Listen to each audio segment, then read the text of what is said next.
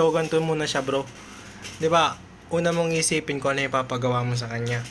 Kunyari, gusto mong gumawa ng ano dito, ng cancellation, 'di ba? Ang una mong gagawin, titignan mo muna 'yan. Ang gusto kong gawin dito, magka-cancel ako dito. Tapos dapat sa appointment status, magiging rejected to para makapag-cancel ako. So, gagawin ko muna, hanapin ko muna yung database nito, itong appointment na to. So, punta tayo ng database. So, titignan ko muna dito yung database ko. Database. So, di ba dito siya pumapasok sa TBL book? So, lahat ng appointment dyan pumapasok sa TBL book. Ngayon, pag alam mo na kung saan pumapasok yung appointment, doon mo na siya gagawan ng ano. Titignan mo yung database kung saan pumapasok yung status. Di ba dito siya sa status? Ngayon, gagawa ka na ng function. So magsusulat ka na ng function sa GPT o kaya sa Claude. Halimbawa, titignan mo muna tong appointment history kung saan file nakalagay itong appointment history. Makikita mo siya dito sa taas. So dito siya nakalagay sa booking history sa may root. So punta tayo ng code, tapos hanapin natin dito yung booking history ay booking appointment. Booking-appointment.php. So, yung buong code na yan, kung maikli lang naman siya, makikita mo siya dito eh. Ayan. Kung maikli lang naman yung code na yan, pwede mong i-copy paste lahat yan.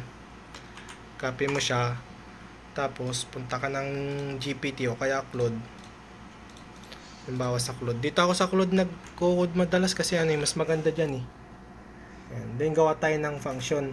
So isipin mo muna ng function, ang ilalagay mo dito, magpapagawa ka ng cancellation. Tapos pag pinindot nyo yung cancel, may confirmation muna, yes or no. Tapos pag pinindot yung yes, dapat sa appointment status, magiging rejected siya. Mag-update siya ng rejected dito sa may status table. So, ganun yung mangyayari dapat.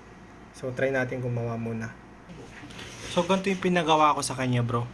So, ang nilagay ko dito, mag-add ka ng cancel button sa action. Tapos, gusto ko merong confirmation muna sa yes. Yes or no. Tapos, kapag yes yung lalabas, sa status sa may TBL book, ito yung TBL book dito. Kapag yung status daw dyan sa table, sa database, dapat mag-update siya sa rejected kapag pinindot mo yung cancel tapos nag-yes yung tawag dito yung cancellation mo. So dapat mag-update siya sa rejected. Tapos kapag kapag rejected na yung nandun sa may database, nandito sa status table sa status dito sa may table ng TBL book, dapat mag-hide na yung button, yung cancel button para hindi mo na siya ulit mapindot. Kasi 'di ba, pag rejected na dapat naka-hide na yun. So ganun yung papagawa natin sa kanya. So try natin. So antayin lang natin mag-generate yan. Depende sa iyo, bro, kung gusto mo ipasend ng complete code. Ito kasi complete code na to eh. Pag i-send niya, yun complete code na. Matik yan pag lumabas na to sa taas. Kasi makikita mo dito yung pinakaunang code. Ayan PHP include once. Tapos mababasa mo dito, PHP include once. Matik na yan, na siya. Naka complete code na lang yan. So antayin mo na lang matapos yan. Then na lang, debugging na lang. So ulitin ko to, bro. Ulitin natin kasi mali yung yung code na na-send ko. So try natin. So di ba titingnan mo muna kung nasaan yung code na to. So ito appointment history. So check mo dito kung anong file yung nandito sa code. So booking-history.php. Kasi yung na-send ko itong booking-appointment. So hanapin natin dito yung booking-history. So ito yun. So, yan, check mo kung check mo siya kung mahaba ba or kung may maikli lang, copy paste mo yan. So, tama na ako kay Claude. Kasi kinapi ko muna yung text. Paste ko muna dito. Tapos yung code. Yung code niya is kakopy natin. Copy. Tapos paste ko lang dyan. Tapos antayin ko na lang yan mag-generate.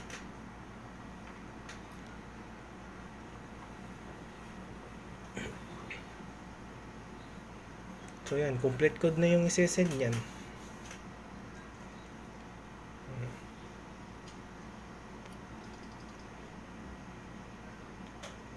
Hintayin mo na lang matapos yan.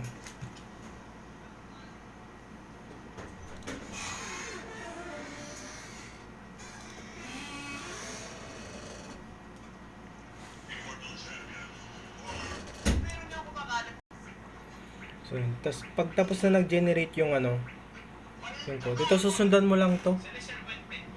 Sundan mo lang. Pag may bago siyang sinid na code, sundan mo lang yan.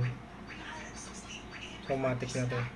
So, di ba ito yung bago niyang code na binigay. Ito para sa appointment-history.php. So, copy mo lang yan. Naglagay siya ng naglagay siya ng bagong script eh. Ito yung script na ginawa niya. Dinagdag niya dito. Tapos ngayon, check mo yung yung update appointment status. Baka meron ka na yan. Check mo muna dito kung meron ka na. So, pag wala ka nakita dyan, gagawa ka ng bagong file. So, yung file na gagawin mo ito.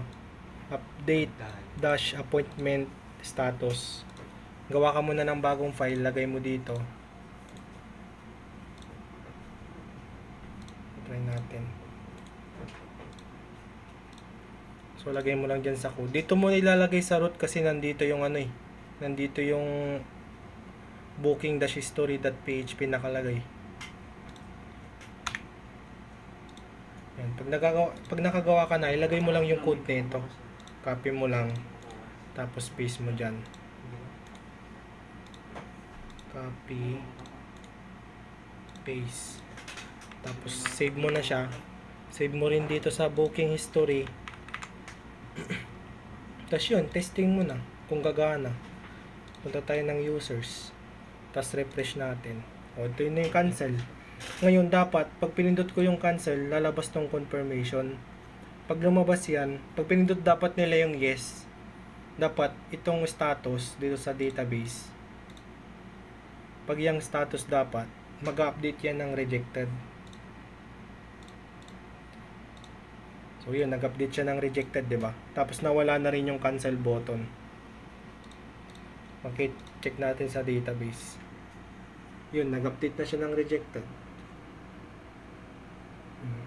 Tapos makikita natin dito sa sa admin. Check natin kung pumasok din sa may admin. Dito sa may rejected appointment. O ito na siya. Automatic nag-reject na siya. Nag-cancel na yung yung booking. Ganun lang siya. Ayan, tapos try natin ulit mag-add ng app booking. Dapat lalabas yung doon, yung dito yung button. Yung cancel button. So, check natin dito sa dashboard, tapos history. Yun may cancel button siya dito. So, pwede mo na siya ulit i-cancel kung gusto mo i-cancel. Yan.